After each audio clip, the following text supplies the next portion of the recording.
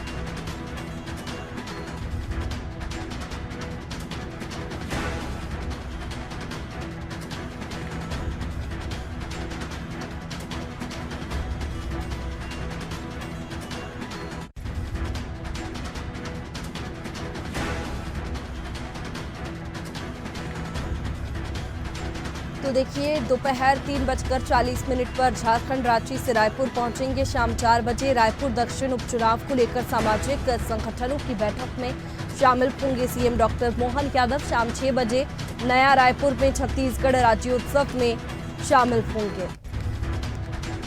तो देखिए, ये महत्वपूर्ण दौरा सीएम डॉक्टर मोहन यादव का झारखंड और छत्तीसगढ़ दौरे पर सीएम डॉक्टर मोहन यादव रहेंगे, जहां पर कई कार्यक्रमों में सीएम शिरकत करेंगे।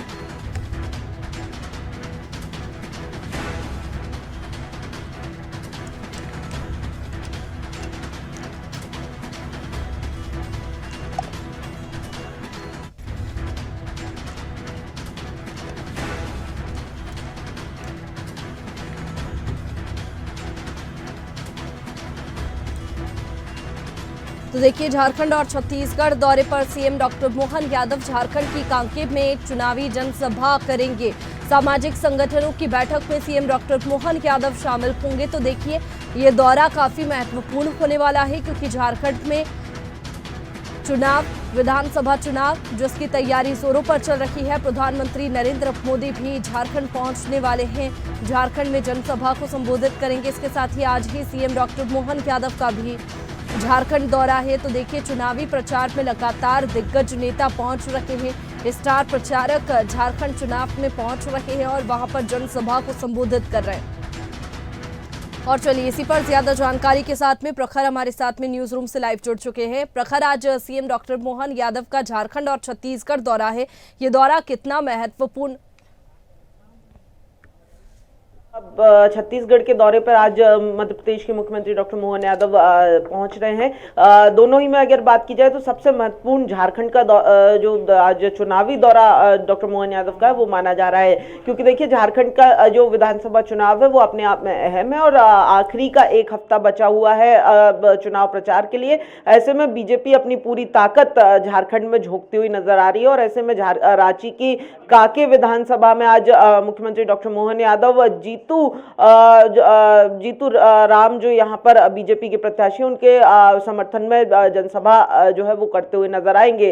देखिए, अगर बात की जाए तो मुख्यमंत्री डॉक्टर मोहन यादव न केवल मध्य प्रदेश के मुख्यमंत्री बल्कि पार्टी के ओबीसी वर्ग का एक बड़ा चेहरा जो है वो माने जाते हैं। और झारखंड जैसे राज्य में जहां 27% ओबीसी आरक्षण एक बड़ा मुद्दा इस बार चुनाव में है, ऐसे में ओबीसी चेहरे को आगे करते हुए बीजेपी झारखंड के सियासी समीकरणों को साधने की कोशिश कर रही है। वहीं अगर बात की जाए तो तमाम पूरे झारखंड में जो है वो पूरी ताकत बीजेपी ने झोंक रखी है, चाहे वो फिर प्रधानमंत्री मोदी हो या फिर अमित शाह हो या फिर दूसरी तरफ अगर तमाम वर्गों को साधने की बात हो तो मुख्यमंत्री डॉक्टर मोहन यादव जैसे अलग अलग वर्गों के बड़े नेताओं को यहाँ पर चुनाव प्रचार की कमान और चुनावी मैदान में उतारना हो।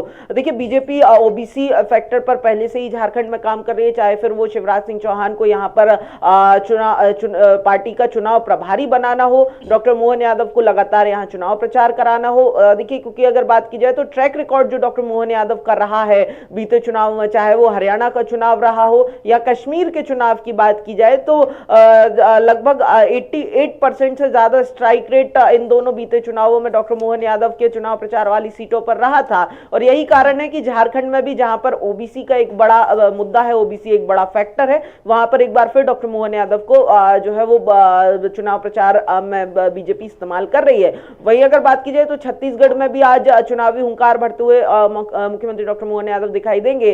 रायपुर के में जो उपचुनाव है, रायपुर की एक विधानसभा का उपचुनाव होने जा रहा है, और अगर बात की जाए तो यहां पर भी डॉक्टर मोहन यादव आज जो चुनावी कमान संभालेंगे।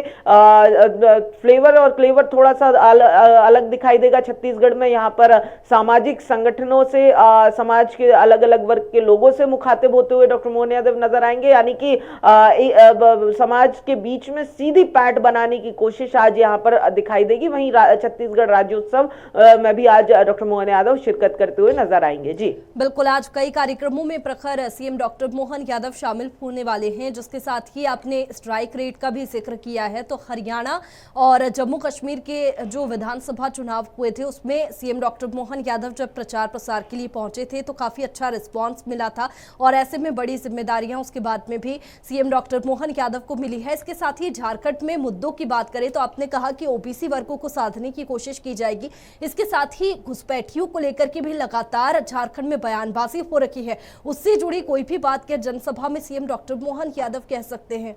देखिए वैष्णवी, बिल्कुल न केवल ओबीसी या फिर बाहरी घुसपैठ की बात की जाए, बल्कि अगर बात की जाए तो कई और ऐसे मुद्दे हैं। आदिवासी का एक बड़ा मुद्दा है जो झारखंड की राजनीति में काफी गर्म हो रहा है। वैसे अगर बात की जाए तो जो स्ट्राइक रेट की अगर बात की जाए तो हरियाणा में जो स्ट्राइक रेट रहा, वहां एक अलग फैक्टर ये था कि वहां पर पहले से ही बीजेपी की सरकार थी, लेकिन झारखंड के अंदर इस तरीके से बयानबाजी हो, मुद्दे हो या फिर नेताओं का उतारने के लिए एक अलग रणनीति बनाई है, क्योंकि झारखंड में लंबे समय से बीजेपी की सरकार नहीं रही है, सरकार को घेरना है, और इसीलिए डॉक्टर मोहन यादव चाहे फिर वो आदिवासी का मुद्दा हो या फिर ओबीसी का मुद्दा हो, घुसपैठिए का मुद्दा हो, ये इन तमाम मुद्दों पर जरूर हुंकार भरते हुए डॉक्टर मोहन यादव नजर आएंगे। न केवल इन मुद्दों पर बोलेंगे, बल्कि अगर बात की जाए तो खासतौर पर आदिवासी और ओबीसी जो मध्य प्रदेश से भी कुछ सिमिलर मुद्दे हैं, उन मुद्दों पर कहीं ना कहीं मध्य प्रदेश सरकार किस तरीके से अपना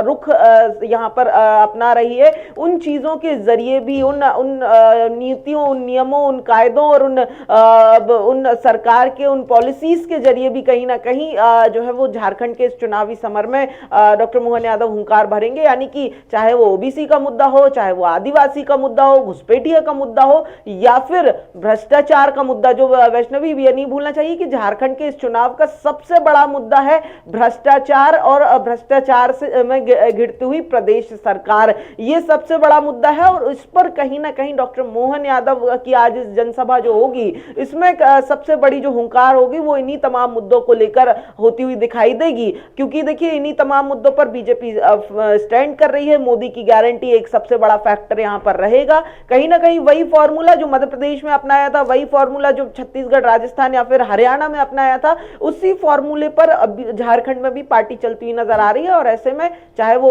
ओबीसी चेहरा हो या फिर आदिवासी का मुद्दा हो, तमाम मुद्दों पर जो है, चाहे वो डॉक्टर मोहन यादव की जनसभा हो, आज की सभा हो या इसके पहले भी जो सभा, जनसभा में रखेंगे सीएम डॉक्टर मोहन यादव प्रखर। इसके साथ ही प्रधानमंत्री नरेंद्र मोदी का भी आज झारखंड दौरा है, वे भी कई जनसभा को संबोधित करेंगे, कई कार्यक्रमों में शामिल होंगे, और मध्य प्रदेश के सीएम भी झारखंड पहुंचने वाले हैं। तो क्या सीएम डॉक्टर मोहन यादव भी प्रधानमंत्री नरेंद्र मोदी की जनसभा में शामिल होंगे और इसके साथ ही उनके साथ में मौजूद रहेंगे? देखिए वैष्णवी, दोनों जनसभाओं की अगर बात की जाए तो दोनों अलग अलग विधानसभाओं में है, तो ऐसे में कहीं ना कहीं जो संभावना है वो कम दोनों ही जनसभाओं में मुख्यमंत्री डॉक्टर मोहन यादव के पहुंचने की दिखाई दे रही है, क्योंकि कई सारे और भी कार्यक्रम आज की फहरिस्त है सीएम की, कई सारी व्यस्तताएं हैं, न केवल झारखंड में बल्कि छत्तीसगढ़ में भी चुनावी प्रचार है। चुनावी प्रचार के साथ राज्योत्सव जैसे भी अहम कार्यक्रम है, तो कहीं ना कहीं पीएम से मुलाकात तो आज कुछ मुश्किल दिखाई दे रही है और शेड्यूल में अभी पहले से नहीं तय की गई है। तो ऐसे में ये नहीं कहा जा सकता कि डॉक्टर मोहन यादव की मुलाकात होगी। हालांकि इन संभावनाओं से भी इनकार नहीं किया जा सकता कि अंतिम वक्त में कुछ शेड्यूल में परिवर्तन हो या फिर कुछ ऐसा विषय हो जिस पर खुद प्रधानमंत्री डॉक्टर मोहन यादव से चर्चा करना चाह रहे हो। तो उस स्थिति में अगर ये मुलाकात होती है तो वो कुछ अलग परिस्थितियां बनती हुई दिखाई दे सकती हैं। चलिए प्रखर, आप बने रहिए हमारे साथ में, आगे और जानकारी आपसे लेंगे। तो देखिए, सीएम डॉक्टर मोहन यादव का झारखंड और छत्तीसगढ़ दौरा काफी महत्वपूर्ण है। झारखंड की कांकेर में चुनावी जनसभा को संबोधित करेंगे, सामाजिक संगठनों की बैठक में शामिल होंगे। रायपुर दक्षिण विधानसभा के उपचुनाव को लेकर सामाजिक संगठनों की बैठक में शामिल होंगे।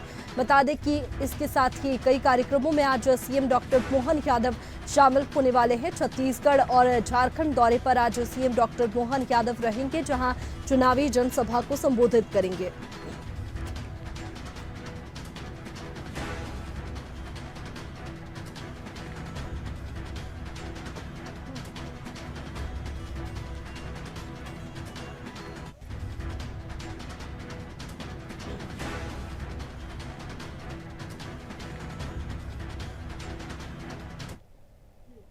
और चलिए आगे बढ़ते हैं। भोपाल से बड़ी खबर आपको बता दें, जहां बीजेपी प्रदेश अध्यक्ष के चुनाव के बाद बटेंगे निगम मंडल।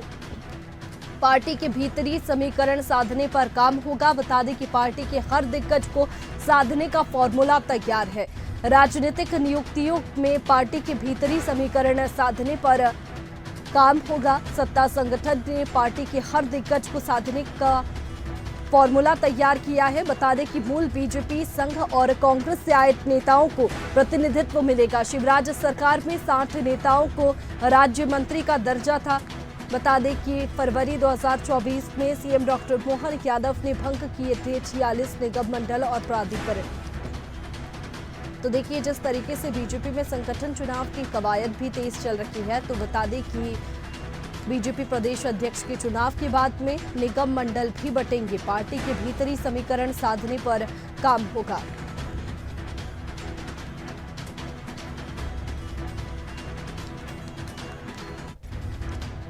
तो भोपाल से बड़ी खबर आपको बता रहे हैं, जहां बीजेपी प्रदेश अध्यक्ष के चुनाव के बाद निगम मंडल बटेंगे।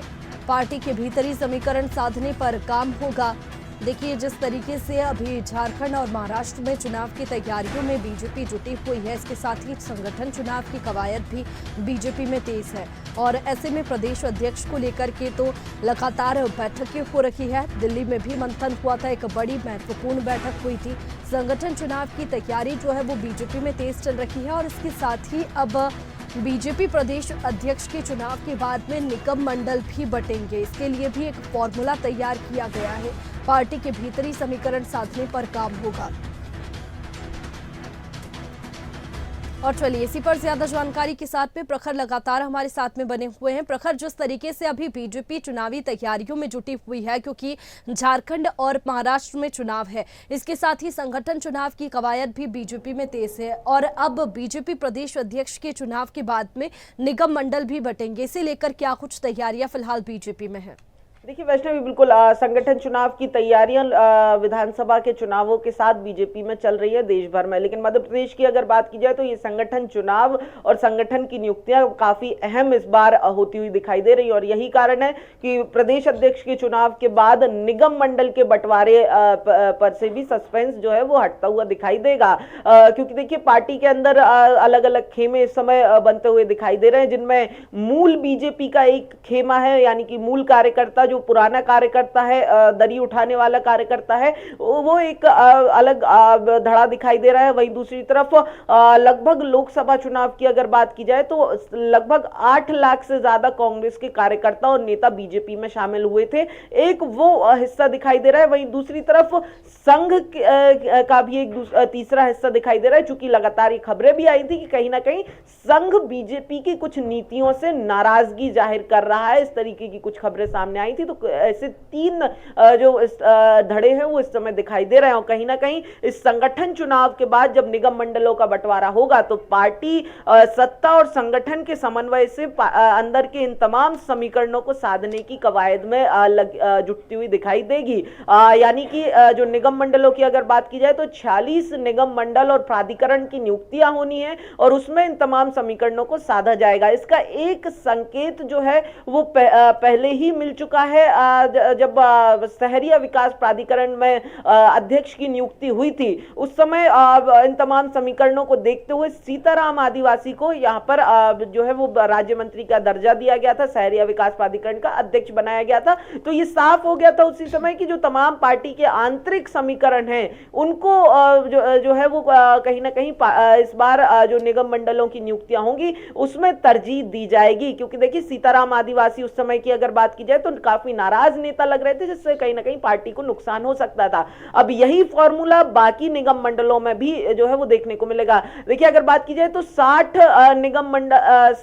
राज्य मंत्री दर्जा जो है वो निगम मंडलों के जरिए शिवराज सरकार के दौरान दिया गया था, जो 13 फरवरी 2024 को डॉक्टर मोहन यादव ने भंग कर दिए थे और उसके बाद ये नियुक्तियां जो है अभी बाकी हैं। और यही कारण है कि पार्टी लगातार फरवरी के बाद से ही फॉर्मूला और नामों को लेकर मंथन कर रही थी। कई नेता हैं जिन्हें एडजस्ट किया जाना है, कई नेता हैं जिनके असंतुष्ट होने से पार्टी को नुकसान हो सकता है, चाहे वो सिंधिया के समर्थक हो या फिर वो लोकसभा चुनाव में बीजेपी में शामिल हुए हो, संघ पृष्ठभूमि के नेता हो या फिर बीजेपी का मूल कार्यकर्ता हो। इन तमाम नेताओं को समान रूप से एक अनुपातिक रूप से समान दर्जा जो है वो इस राज्य मंत्री दर्जा पद यानी कि निगम मंडलों की नियुक्ति में देने की कोशिश जो है वो रहेगी। चाहे वो अलग अलग समीकरण साधने की बात हो तो उन समीकरणों के साधने के लिए न केवल निगम मंडलों की नियुक्तियां प्रदेश अध्यक्ष के चुनाव के बाद इसलिए ही इन निगम मंडलों की नियुक्तियां होंगी वैष्णवी, क्योंकि कई नेताओं को कई समीकरणों को जो नए अध्यक्ष वर्गों के आधार पर क्या साधा जाएगा। समीकरण की अगर बात करें तो वर्गों के आधार पर भी राज्य मंत्री का दर्जा यहां पर मिल सकता है, क्योंकि जिस तरीके से हम मध्य प्रदेश के फिलहाल हालातों की बात करें तो लगातार विपक्ष महिला अत्याचार को लेकर के, आदिवासियों पर अत्याचार को लेकर के बीजेपी पर हमला बोलता रहा है, लगातार साधता रहा है। तो ऐसे में क्या वर्गों को साधने की कोशिश इसमें की जाएगी? देखिए वैष्णवी, बिल्कुल अगर बात की जाए तो वर्गों के साधने को लेकर अगर बात की जाए तो एक सोशल इंजीनियरिंग का जो फॉर्मूला है वो बीजेपी लगातार अपनाती हुई नजर आती है। इसीलिए अगर बात की जाए तो जब बीजेपी के अध्यक्ष और सरकार के मुखिया के एक जुगलबंदी, एक जोड़ी की अगर बात की जाए तो कहीं ना कहीं देखने को मिलता है ओबीसी और सवर्ण की एक जोड़ी दिखाई देती है। कहीं ना कहीं अध्यक्ष के चुनाव में वो समीकरणों को साध लिया जाएगा। सरकार में भी इस बार जब सरकार का गठन हुआ था उस दौरान भी इस सोशल इंजीनियरिंग के फॉर्मूले को जो है वो बिल्कुल नजरअंदाज नहीं किया गया था, चाहे वो महिला प्रतिनिधित्व की बात हो या फिर अलग अलग वर्गों की बात हो। अगर केवल हम सीएम और डिप्टी सीएम के समीकरणों की बात करें तो 2 डिप्टी सीएम और मुख्यमंत्री के बीच में जो समीकरण बना था उसमें अगर बात की जाए तो ओबीसी डॉक्टर मोहन यादव, सवर्ण ब्राह्मण की अगर बात की जाए तो डिप्टी सीएम राजेंद्र शुक्ला और पिछड़ा वर्ग से अगर बात की जाए तो जगदीश देवड़ा जो डिप्टी सीएम है उनको वहां पर वो सोशल इंजीनियरिंग का फॉर्मूला देखने को मिला था। तो सोशल इंजीनियरिंग का फॉर्मूला निगम मंडलों में भी कहीं ना कहीं नहीं छूटता हुआ दिखाई देगा। तमाम समीकरणों को जब साधा जाएगा, तमाम धड़ों को जब संतुष्ट किया जाएगा तो इन समीकरणों को भी देखने को मिलेगा, जो पहले भी देखने को मिला, चाहे फिर वो इमरती देवी की नियुक्ति रही हो या फिर 2020 में जब सिंधिया की बीजेपी में एंट्री हुई और उसके बाद उपचुनाव में उनके कुछ जो साथी आए थे, कुछ विधायक आए थे, वो जब चुनाव हारे तो लगभग 6 ऐसे सिंधिया समर्थकों को निगम मंडलों में, इमरती देवी भी उनमें एक नेता थी जिनको सिंधिया कोटे से निगम मंडलों में एडजस्ट करते हुए राज्य मंत्री का दर्जा दिया गया था। कहीं ना कहीं वो तमाम समीकरणों को एक बार फिर से ध्यान में रखा जाएगा, चाहे वो पार्टी के इंटरनल पॉलिटिक्स की बात हो या फिर दूसरी तरफ सामाजिक का विशेष ध्यान रखा जाएगा। पार्टी के हर दिग्गज को साधने का फॉर्मूला जो है वो तैयार हो चुका है। प्रखर, बहुत शुक्रिया आपका तमाम जानकारी के लिए। तो देखिए जिस तरीके से प्रदेश अध्यक्ष के बाद में चुनाव के बाद निगम मंडल बटेंगे, बता दें कि पार्टी के भीतरी समीकरण साधने पर काम होगा और इसे लेकर के पार्टी के हर दिग्गज को साधने का फॉर्मूला तैयार किया गया है।